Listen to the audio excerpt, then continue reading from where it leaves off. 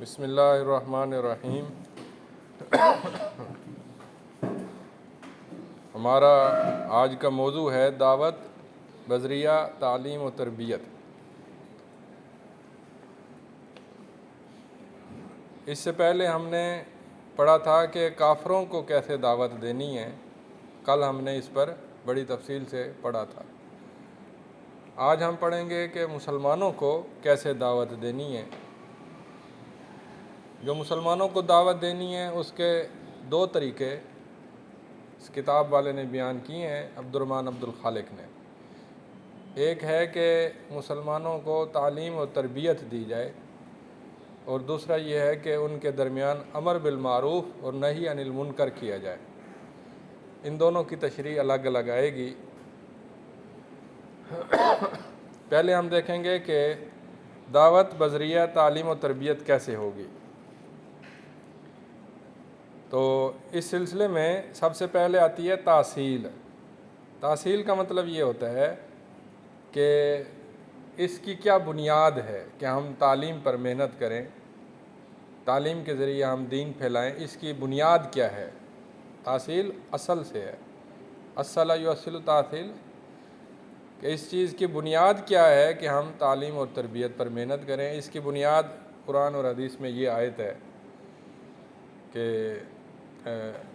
وَيُعَلِّمُهُمُ الْكِتَابَ وَالْحِكْمَةَ وَالَّذِي بَعَثَ فِي الْأُمِّيِّينَ رَسُولًا مِّنْهُمْ يَتْلُو عَلَيْهِمْ آيَاتِهِ وَيُزَكِّيهِمْ وَيُعَلِّمُهُمُ الْكِتَابَ وَالْحِكْمَةَ وَإِنْ كَانُوا مِنْ قَبْلُ لَفِي ضَلَالٍ مُّبِينٍ۔ یہ آیت دوسری جگہوں پر بھی آئی ہے۔ یہ آیت بڑی جامع آیت ہے کہ اس کے اندر نبی صلی اللہ علیہ وسلم کا بنیادی وصف بیان کیا گیا کہ آپ معلم اور مربی ہیں، معلم اور مزکی ہیں۔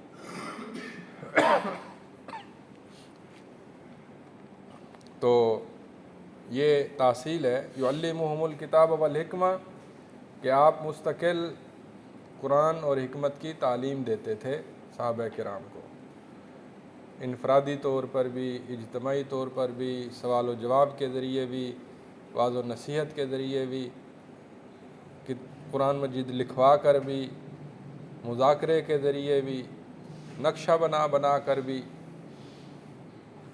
نمازوں کے بعد بھی، لوگوں کو جمع کر کے بھی، جمعے کے دوران بھی، مختلف طریقوں سے آپ قرآن اور حدیث کی تعلیم دیتے تھے۔ تو تعلیم ایک مضبوط اور جامع لفظ ہے کہ اس میں دو طرفہ عمل ہوتا ہے، استاد اور شاگرد کا آپس میں گہرا تعلق ہوتا ہے۔ جو ہوتا ہے نا ابلاغ یا تبلیغ، اس میں یک طرفہ عمل ہوتا ہے کہ آپ نے بات پہنچا دی، اسے سمجھ آئی نہیں آئی، اس نے عمل کیا نہیں کیا، آپ کا اس سے کوئی لینا دینا نہیں ہے۔ جیسے ٹی وی ہوتا ہے نا، وہ بات سناتا ہی جاتا ہے، اس نے کبھی نہیں پوچھا کہ تمہیں سمجھ آئی ہے یا تم عمل کرتے ہو نہیں کرتے۔ لیکن معلم ایسا نہیں ہوتا، وہ بات پہنچاتا بھی ہے، پھر پوچھتا بھی ہے، پھر سوال کرتا ہے، پھر جواب کرتا ہے، پھر وہ پوچھتا ہے آپ نے نماز پڑھی ہے نہیں پڑھی، تو وہ ساتھ محاسبہ کرتا ہے، ساتھ جائزہ لیتا ہے، ساتھ حوصلہ افزائی کرتا ہے، ساتھ ہمت بناتا ہے، غم اور خوشی میں شریک ہوتا ہے۔ یہ ہوتا ہے معلم کا کام۔ اور جو وَيُزَكِّيهِمْ ہے نا، اس میں عقیدے کی اصلاح ہے اور اخلاق کی اصلاح ہے اور اعمال کی اصلاح ہے۔ عقیدہ کہتے ہیں کہ شرک اور کفر کو ختم کر کے ایمان اور عقیدہ اور توحید بھر دینا، یہ عقیدہ ہے، اصلاح عقیدہ۔ اصلاح اخلاق یہ ہے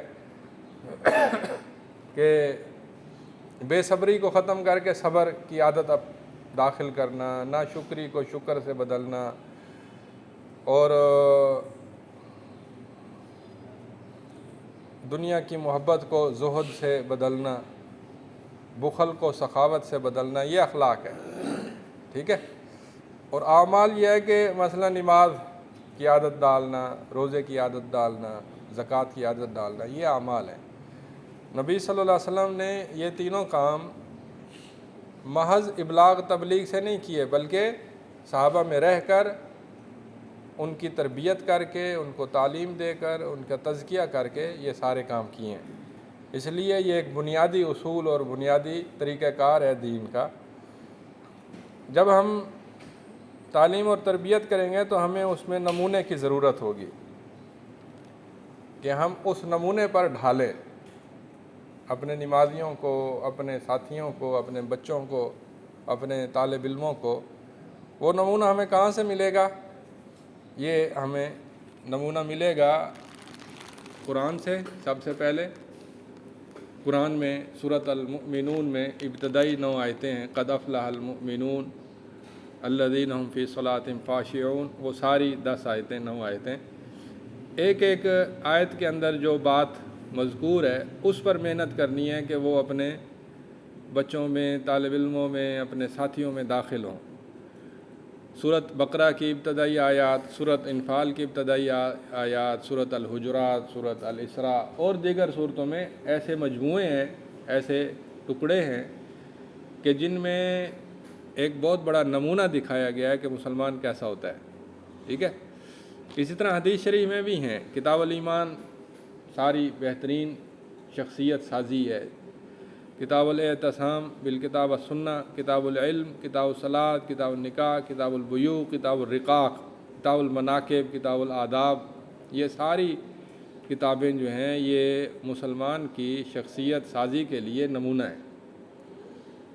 اور اگر واقعات کی صورت میں دیکھنا ہو تو نبی صلی اللہ علیہ وسلم کی زندگی بہترین اسوہ حسنہ ہے، صحابہ کرام کی زندگی وہ بھی ہمارے لیے اسوہ حسنہ ہے، ٹھیک ہے۔ تو یہ نمونہ ہے۔ اس کے بعد اگر زندہ نمونے دیکھنے ہوں تو اہل علم کو دیکھیں، جو دیندار نیک لوگ ہیں، اہل علم ہیں، ان کو دیکھیں، ان کی نماز، ان کا اخلاق، ان کا کردار، ان کا عقیدہ، ان کا بولنا، چال ڈھال، نشست و برخاست، اٹھنا بیٹھنا، مجلس، خلوت، جلوت، ان کو دیکھیں۔ یہ ہو گیا نمونہ۔ جب تک نمونہ نہیں ہوگا آپ ڈھال نہیں سکتے کسی بھی چیز کو، تو نمونہ سانچہ ضروری ہے۔ سانچے کے مطابق ہی پھر آگے تیاری ہوتی ہے کہ سانچے میں ڈال کر تیار کرتے جائیں۔ اس کے بعد ہیں اصول و قواعد۔ نہیں، یہ ایک ہی موضوع چل رہا ہے، تعلیم و تربیت کے اصول و قواعد، تعلیم اور تربیت کے اصول و قواعد۔ پہلے تعلیم و تربیت کی تاصیل تھی، پھر نمونہ بتایا، اب ہم اصول بتائیں گے۔ اصول کا مطلب یہ ہوتا ہے کہ جیسے ایک سانچہ ہوتا ہے نا، سانچہ، آپ نے وہ جو اینٹیں بنانے والے دیکھے ہوں گے، ان میں ایک سانچہ ہوتا ہے، سانچے کے اندر وہ مٹی ڈالتے ہیں، گیلی مٹی، پھر اس سانچے کو الٹتے ہیں تو وہ اینٹ تیار ہوتی ہے۔ تو یہ جو نمونہ ہے نا، یہ سانچہ ہے، ٹھیک ہے۔ اصول و قواعد یہ ہوتے ہیں کہ آپ نے سانچے کو جو استعمال کرنا ہے نا، مٹی کتنی گیلی ہو، کتنی نرم ہو، کتنی سخت ہو، یہ اصول و قواعد ہیں۔ کتنا وقت اس میں رکھنا ہے، کیسے سیدھا کرنا ہے، کیسے الٹا کرنا ہے، یہ اصول و قواعد ہیں، یہ نیچے آ رہے ہیں جو اب ہم پڑھیں گے۔ تو جو سب سے پہلا اصول ہے وہ ہے التعلیم الدائم۔ آپ جب تعلیم اور تربیت کریں تو مستقل اس پر نظر رکھیں اور اس کی ساری زندگی کی اصلاح، اس کے 24 گھنٹوں کی اصلاح، اس کا ایک اچھا خاصا وقت اس پر لگائیں، محنت کریں، تو پھر جا کر تعلیم اور تربیت ہوتی ہے۔ یہ کوئی ایسا مشغلہ نہیں ہے کہ کبھی کبھی کر لیا، جب جی چاہ چھوڑ دیا، جب جی چاہ کر لیا، ایسا نہیں ہے۔ آپ کسی بچے کی تعلیم تربیت کریں، آپ اس کو 5 دفعہ 10 دفعہ نصیحت کریں، خیر خواہی کریں، وہ آپ سے مطمئن ہوگا۔ لیکن جب آپ ایک دفعہ خلاف ورزی کریں گے یا اس کی خلاف ورزی پر خاموش رہیں گے تو وہ کہیں گے کہ نہیں، اب اتنی ضرورت نہیں ہے، اس مسئلے میں سختی نہیں ہو سکتی۔ وہ ایک دفعہ کی خلاف ورزی پر آپ کی خاموشی سے یہ فائدہ اٹھائے گا یا یہ سوچ رکھے گا کہ اب اتنی زیادہ سختی کی نہیں ضرورت اس مسئلے میں۔ اس لیے التعلیم الدائم کا مطلب یہ ہے کہ مسلسل اس میں اصلاح کرتے چلے جائیں، نگرانی کرتے چلے جائیں، محاسبہ کرتے چلے جائیں، محبت کرتے چلے جائیں، وقفہ نہ آنے دیں، تعلیم اور تربیت میں وقفہ نہ آنے دیں۔ جیسے اللہ نے فرمایا وَقُلْ رَبِّ زِدْنِی عِلْمًا، اے اللہ کے نبی علم میں اضافہ کی دعا کریں، اللہ میرے علم میں اضافہ کر۔ تو یہ اضافے کی دعا کسی خاص وقت تک کے لیے نہیں ہے کہ اب میری اضافہ ہو گیا اب بات ختم، ساری زندگی یہ اضافہ مانگتے رہنا ہے۔ اس کے بعد ہے العلم والعمل جمیعاً، ہاں یہ دوسرا نقطہ ہے اصول و قواعد میں کہ علم اور عمل دونوں اکٹھے چلیں گے۔ ایسا کبھی نہیں ہوتا دین اسلام کے اندر کہ آپ علم دیں عمل نہ دیں۔ مثال کے طور میں آپ کو پڑھا کر چلا جاؤں اور مجھے پتہ چلے یہ نماز ہی نہیں پڑھتے، تو پھر اس علم کا کیا فائدہ؟ علم اور عمل اکٹھا چلے گا۔ علم بغیر عمل کے نہیں ہوتا دین اور تعلیم اور تربیت کے اندر۔ صحابہ کرام کہتے ہیں کہ ہم جب قرآن پڑھتے تھے تو ہم 10 آیتیں پڑھتے اور ان سے تجاوز نہیں کرتے تھے جب تک کہ ہم ان پہ معانی کو دیکھ نہ لیں اور ان معانی کو عملی شکل میں ان پر عمل نہ کر لیں، اس وقت تک ہم آگے نہیں بڑھتے تھے۔ تو علم کے ساتھ ساتھ عمل ضروری ہے۔ اس کے بعد ہے کہ اگلا نقطہ ہے تعلیم الحق قبل الباطل، پہلے حق کی تعلیم دیں، یعنی پہلے توحید سکھائیں، پھر شرک کا بتائیں کہ شرک کیا ہوتا ہے۔ پہلے دین سکھائیں، پھر آپ سکھائیں گے جی مغرب کیا کہتا ہے، مشرق کیا کہتا ہے، تنظیمیں کیا کہتی ہیں، تحریکیں کیا کہتی ہیں، وہ بعد کا مسئلہ ہے۔ پہلے اصل دین سکھائیں، نماز، اخلاق، آخرت، عقیدہ، یہ اصل دین ہے۔ جب وہ سیکھ لیں پھر بتائیں جی لوگ کیا کہتے ہیں، لوگوں کے اندر یہ انحراف ہے، یہ بدعات ہے، یہ شرک ہے، یہ خرافات ہیں، یہ بے حیائی ہے، یہ گندا لٹریچر ہے، یہ غلط میڈیا ہے۔ اس کے بعد جو ہے ازالت الشبہۃ قبل ورودہا،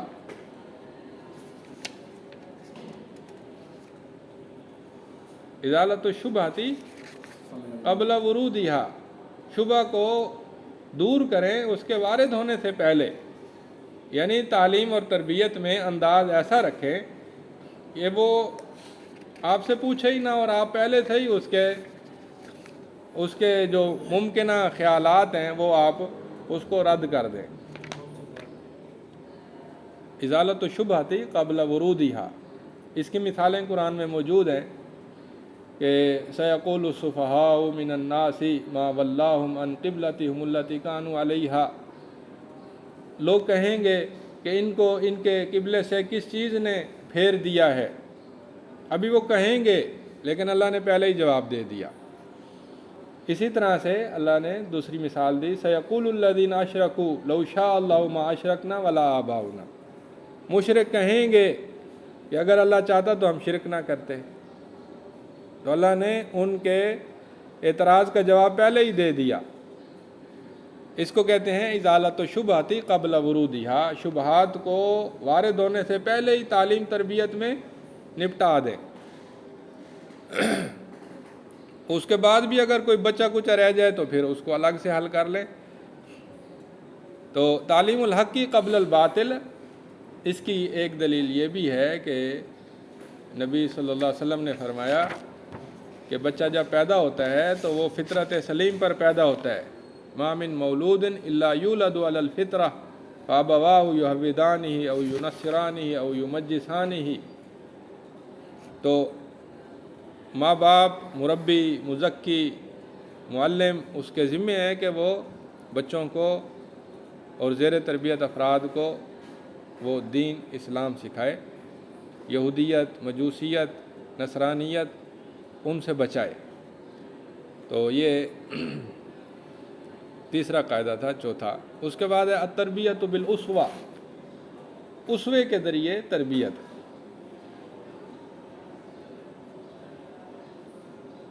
زبان سے واض و نصیحت اس وقت تک اثر نہیں کرتی جب تک کہ اسوہ درست نہ ہو۔ قدوہ اور نمونہ موجود نہ ہو اس وقت تک واعظ و نصیحت اثر نہیں کرتی۔ تو مثال کے طور پر استاد جو ہے خود بد اخلاق ہو یا نمازوں میں سست ہو تو ظاہر ہے اس چاہے جتنی مرضی نصیحت کر لے اس کی نصیحت اثر نہیں کرے گی۔ تو تربیت اسوے کے ذریعے سے ہوتی ہے، واعظ و نصیحت سے بھی پہلے وہ اسوے کے ذریعے سے ہوتی ہے۔ مثال کے طور پر نبی صلی اللہ علیہ وسلم کا اسوہ دیکھیں کہ آپ کی زندگی میں ہمیں کوئی ایسی حدیث نہیں ملتی، آپ کی زندگی کے بارے میں کوئی ایسی حدیث نہیں ملتی کہ جس میں آتا ہو کہ ایک دن آپ سوئے رہے تو آپ جو ہے دیر سے اٹھے، صحابہ کرام نماز پڑھ کے جا رہے تھے اور آپ پڑھنے آ رہے تھے، ایسی کوئی حدیث ہی نہیں ہے کوئی ایسا؟ کبھی ہم دیکھیں کہ جی آپ ظہر کے بعد سوئے تو عصر کے بعد آپ دیر سے اٹھے، جب مسجد میں آئے تو صحابہ نماز پڑھ چکے تھے، ایسی ہے کوئی حدیث؟ یعنی ایک مثال نہیں ملتی، ایک بھی مثال نہیں ملتی کہ جس سے پتہ چلتا ہو کہ نبی صلی اللہ علیہ وسلم نماز آباد میں اکیلے پڑھ رہے تھے یا دوسری جماعت کرا رہے تھے، ایسی کوئی حدیث نہیں ملتی۔ اس لیے اسوے کی بڑی اہمیت ہے۔ ایک دفعہ پورا لشکر ہی سو گیا، آپ بھی سو گئے، تھکے ہوئے تھے، لیکن جب آپ اٹھے تو سب سے پہلے آپ اٹھے اور آپ نے پھر تربیت کی کہ ایسے ہو سکتا ہے، انسان ہوں، باقی بھی انسان ہے، ایسے ہو سکتا ہے، تو اس کا حل یہ ہے۔ پھر تو یہ ہے تربیت بالاسوہ، آپ کی نمازیں، آپ کی صدقات و خیرات کی عادت، آپ کے روزے، آپ کا حج، آپ کا صبر و استقامت، کہ جس شعبے سے بھی آپ کو دیکھیں آپ بہترین نمونہ ہیں۔ اور یہی نمونہ جب عملی شکل میں استاد کی شکل میں ہوگا یا مربی کی شکل میں ہوگا تو بچوں کی تعلیم بڑی اچھی ہوگی۔ اس کے بعد ہے تعوید، عادت بنانا، جس کا اس نے نام رکھا ہے، کتاب والے نے نام رکھا ہے الحلم بالتحلم، کہ تحمل جو ہے وہ کوشش اور محنت اور ارادے سے آتا ہے، محض تمنا سے، خواہش سے نہیں آتا۔ عادت اپنانی پڑتی ہے، اس کے لیے کوشش کرنی پڑتی ہے، اس کے لیے جستجو کرنی پڑتی ہے، عادت کو زور سے، محنت سے کرنا پڑتا ہے، لگانا پڑتا ہے۔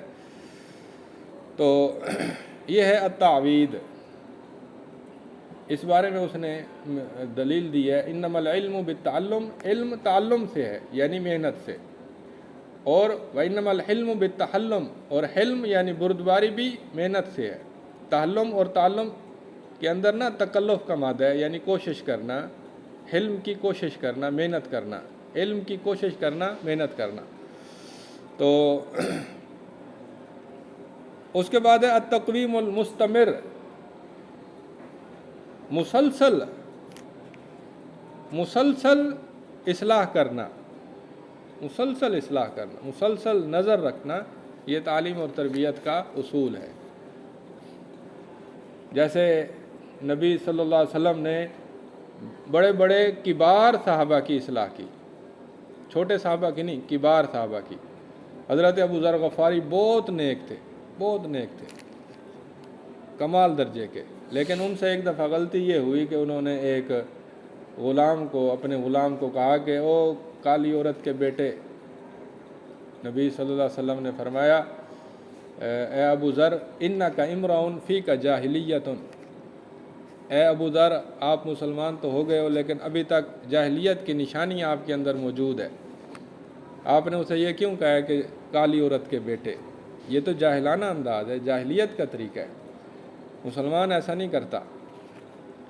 اسی طرح سے نبی صلی اللہ علیہ وسلم نے حضرت معاذ بن جبل کو، جو کہ عالم صحابی تھے، علماء صحابہ میں آپ کا شمار ہوتا تھا، انہوں نے ایک دفعہ نماز لمبی پڑھا دی اور پیچھے والے نمازی جو ہے وہ نماز چھوڑ کر ہی چلے گئے۔ آپ نے ان کو بلایا اور کہا یا معاذ افتان انت، اے معاذ کیا آپ فتنے باز ہیں؟ یعنی بڑے صحابہ کی بھی اصلاح کرتے تھے، اس کو کہتے ہیں التقویم المستمر۔ حضرت عمر رضی اللہ عنہ کہ جو جلیل القدر صحابی ہیں، آپ نے ان کی بھی اصلاح کی، ایک دفعہ حضرت عمر اور حضرت ابوبکر صدیق رضی اللہ عنہ کے درمیان تھوڑی سی بات چیت ہو گئی، تو آپ نے کہا اما انتم بتارکی لی صاحبی، کیا تم میرے دوست کو چھوڑ نہیں سکتے کہ اس کو کچھ نہ کہو، اس سے بحث تکرار نہ کرو؟ تو یہ حضرت عمر کی اور کئی حدیثیں ہیں، مثلا آپ نے پوچھا اے عمر تم مجھے کتنی محبت دیتے ہو، کیا ماں باپ سے زیادہ؟ آپ نے کہا ہاں جی۔ فرمایا کیا اپنی جان سے بھی زیادہ میرے سے محبت کرتے ہو؟ انہوں نے کہا نہیں۔ آپ نے فرمایا پھر ایمان نہیں ہو سکتا جب تک کہ تم مجھے اپنی جان سے بھی زیادہ محبوب نہ سمجھو۔ انہوں نے کہا کہ ٹھیک ہے، آئندہ سے میں آپ کو اپنی جان سے بھی زیادہ محبوب سمجھوں گا۔ تو یہ اصلاح ہے نا، التقویم المستمر، مستقل اصلاح۔ اسی طرح وہ جو اصلاح ہے کہ آپ سوئے پڑے تھے اور آپ کے پہلو مبارک پر نا چٹائی کے نشانات بن گئے، حضرت عمر نے دیکھا تو وہ رونے لگ گئے۔ آپ نے کہا کیوں روئے ہو؟ کہنے لگے جی کیسر و کسرا تو عیش و عشرت میں ہوں، حالانکہ وہ اللہ کے باغی ہیں اور آپ اللہ کے نبی ہیں اور آپ کی یہ حالت ہے۔ تو آپ نے فرمایا اوا فی ھذا، اے عمر تم اس سوچ میں ہو، یعنی یہ تو بڑی ہلکی سوچ ہے۔ پھر آپ نے اصلاح کی کہ ان کے لیے دنیا میں ہی سب کچھ ہے اور ہمارے لیے آخرت میں اللہ کی طرف سے نعمتیں ہوں گی۔ تو یہ ہے التقویم المستمر۔ اس کے بعد ہے التدریج، کہ جو بھی چیز سکھائیں ان کو بتدریج سکھائیں، پہلے سب سے زیادہ اہم باتیں، پھر اس کے بعد نسبتاً دوسرے درجے والی، پھر اگلی بات، پھر اگلی، اس طرح سے بتدریج۔ جیسا کہ حضرت معاذ رضی اللہ عنہ کو نبی صلی اللہ علیہ وسلم نے فرمایا اے معاذ جب یمن جاؤ تو سب سے پہلے انہیں کلمہ پیش کرنا، اگر وہ مان لیں تو پھر نماز کا حکم دینا، اگر وہ مان لیں تو پھر انہیں زکوٰۃ کا کہنا۔ یہ تدریج ہے۔ اسی طرح سے باقی جو ہے نا تدریج کے امور ہے۔ تو اس کے بعد اگلا نقطہ ہے کہ تعلیم الناس ما ینفعہم ویحتاجون الیہ، لوگوں کو وہ چیز سکھائیں جو ان کے لیے مفید ہو اور جو ان کی ضرورت ہو، لوگوں کی جو فوری ضرورت ہو وہ انہیں سکھائیں۔ مثال کے طور پر انہوں نے توحید نہیں سیکھی ہوئی، یا وہ اخلاق اور نماز میں ابھی وہ درست نہیں ہوئے، پکے نہیں بنے، اور آپ انہیں سکھائیں کہ حضرت عثمان اور حضرت علی رضی اللہ عنہ کے دور میں جو جنگیں ہوئی تھیں وہ کیوں ہوئی تھیں، حضرت معاویہ اور حضرت علی رضی اللہ عنہ کے درمیان جو جنگیں ہوئی تھیں وہ کیوں ہوئی تھیں۔ یہ ان کی ضرورت تو نہیں ہے، یہ نمازیوں کی ضرورت نہیں ہے کہ وہ اس مسئلے کو سیکھیں۔ اسی طرح سے آپ انہیں سکھانا شروع کر دیں جی اسلامی سیاست کیا ہوتی ہے۔ اسلامی سیاست تو تب سیکھیں گے نا جب وہ عقیدہ پہلے مضبوط کر چکے ہوں، نماز، روزہ، اخلاق، کردار، آخرت، دین کو مضبوطی سے تھام چکے ہوں تو پھر انہیں سیاست بھی سکھائیں۔ اگر پہلے آپ انہیں سیاست سکھائیں گے تو کوئی فائدہ نہیں ہوگا، نقصان ہوگا۔ تو یہ ہے کہ تعلیم الناس ما ینفعہم ویحتاجون الیہ۔ اس کے بعد ہے تعلیم الناس علی قدر عقولہم، انسانوں کو تعلیم دیں ان کی عقل کے بقدر، جتنی ان کی سوجھ بوجھ ہے اتنی ان کو تعلیم دیں۔ یعنی اگر کوئی ان پڑھ ہے یا دیہات کا رہنے والا ہے تو جو اس کی سوجھ بوجھ ہے اس کے مطابق تعلیم دیں۔ اگر کوئی شہری ہے، پڑھا لکھا ہے، سمجھدار ہے، اس کو اس کے ذہن کے مطابق تعلیم دیں۔ اگر کوئی بادشاہ ہے تو بادشاہ کو اس کے لیول کے مطابق سمجھائیں گے۔ جیسے حضرت جعفر بن ابی طالب نے نجاشی سے بات چیت کی، بڑی اعلیٰ درجے کی تھی، ہرقل کو خط لکھا گیا، بڑے اعلیٰ درجے کا خط لکھا گیا۔ اسی طرح سے نبی صلی اللہ علیہ وسلم کے پاس بدو آتے تھے، دیہاتی پوچھتے تھے جی اسلام کیا ہے، ایمان کیا ہے، یہ چیزیں پوچھتے تھے۔ تو یہ لوگوں کو تعلیم دیں ان کی سوجھ بوجھ کے مطابق، جتنی ان کی سوجھ بوجھ ہو اس کے مطابق ان کو عقل دیں، تعلیم دیں۔ اور اس کے بعد آخری نقطہ ہے بچپن کے اندر تعلیم و تربیت۔ یعنی تعلیم تربیت اکثر تو ہوتی ہے بڑے لوگوں کو، لیکن اگر بچپن سے ہی محنت کریں تو وہ اصل وقت ہے تعلیم اور تربیت کا۔ بچپن میں دماغ سلیٹ کی طرح صاف ہوتا ہے، اس پر جو مرضی چاہیں نقش کر دیں۔ تو یہ تعلیم تربیت کا بنیادی اصول ہے کہ آپ بچوں کو تعلیم دیں بچپن سے ہی۔